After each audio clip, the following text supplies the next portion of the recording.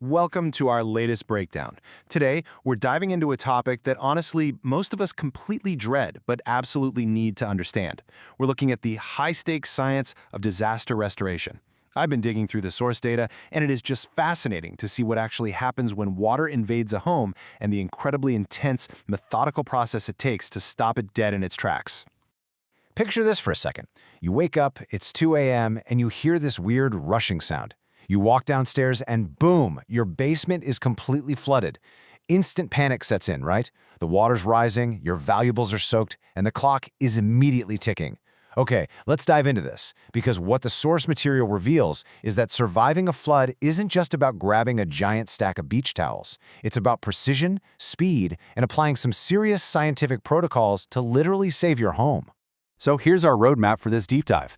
We're going to start with the specific Whitehall water threat, then move on to the ticking moisture clock, how professionals assess water categories, the three-phase restoration process, and finally how to navigate all that tricky insurance red tape. All right, kicking things off with part 1, the Whitehall water threat, which is essentially a geographic perfect storm. Now, what's really interesting about this slide is how it shows water damage isn't just random, it's incredibly hyperlocal. Like if you're in East Whitehall, your biggest nightmare is big Walnut Creeks spilling over into low-lying properties.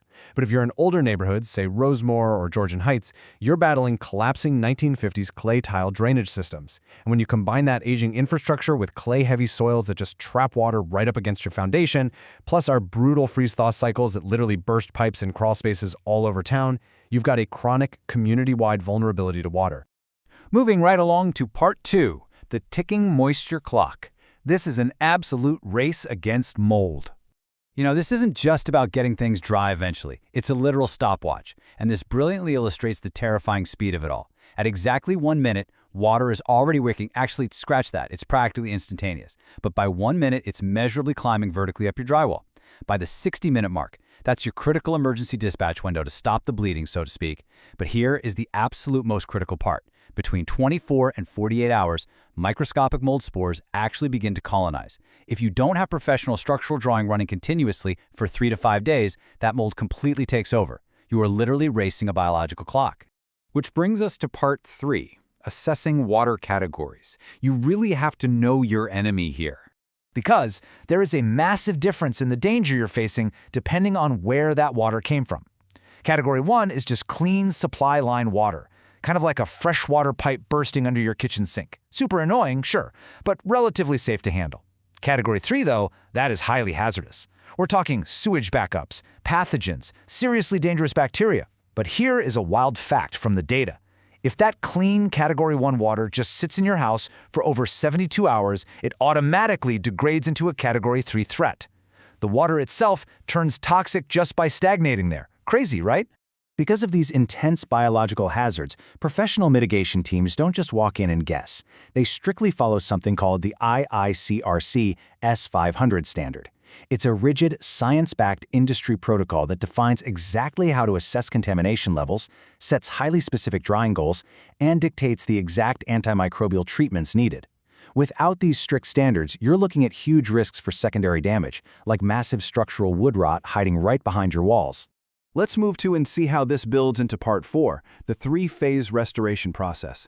It's truly the science of recovery. First off, we have to completely toss out the DIY myth of just throwing down some towels and plugging in a basic box fan. The true science of recovery is a methodical counterattack with 3 distinct, non-negotiable steps. Step 1 is emergency mitigation. This is all about rapid extraction of bulk water and protecting the undamaged areas. Step 2 is structural drying, which means deploying heavy-duty dehumidifiers and continuous twice-daily monitoring. And finally, step 3 is reconstruction. Once everything is bone dry, the team restores the property back to its exact pre-loss condition.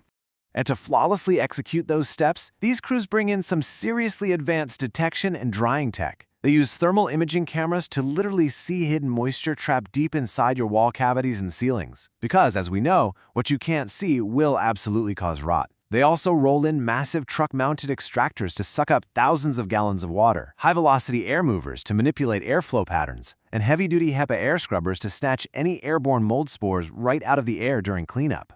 So the crucial point is this staggering number right here, 180.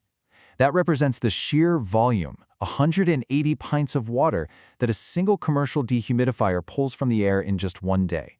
180 pints. That's almost 23 gallons, which is like filling up an entire bathtub with water pulled right out of thin air. That's the kind of industrial heavy lifting power you actually need to halt structural water damage. Your standard little basement dehumidifier simply cannot compete with that. And here's another super critical data point, 12%. Why 12? Well, that is the absolute maximum allowable target moisture content for dried wood framing.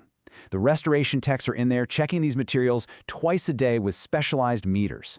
If your wood framing is documented at 12% or lower, they can scientifically guarantee that mold cannot grow. Every single thing they do is mathematically designed to hit that exact target. Finally, we arrive at Part 5, Navigating Insurance and Recovery. Basically, beating the red tape. Look, dealing with insurance companies after a flood is incredibly stressful, but the secret to getting your claim approved is bulletproof documentation. You can't just tell an adjuster things got wet, you literally have to prove it. You need pre-mitigation photos taken before a single thing is touched. You need detailed estimates using industry-standard Xactimate pricing software.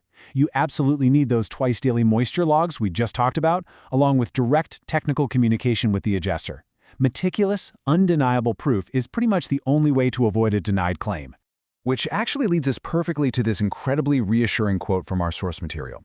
Most Whitehall homeowners get full claim approval because we provide the documentation insurance companies need. When you combine that rigorous clinical science on the ground with strict documented protocols on paper, it ultimately leads to exactly what every homeowner wants in a crisis: peace of mind and total financial protection. So, as we wrap up this breakdown, I want to leave you with a rather provocative question to chew on tonight. If a pipe burst hidden behind your walls today, would you be able to spot that invisible damage before the 48-hour mold clock expires? It is a literal ticking clock that we all live with right inside our own homes. Thank you so much for joining me for this analysis. Stay curious, maybe go check your plumbing, and I'll catch you next time.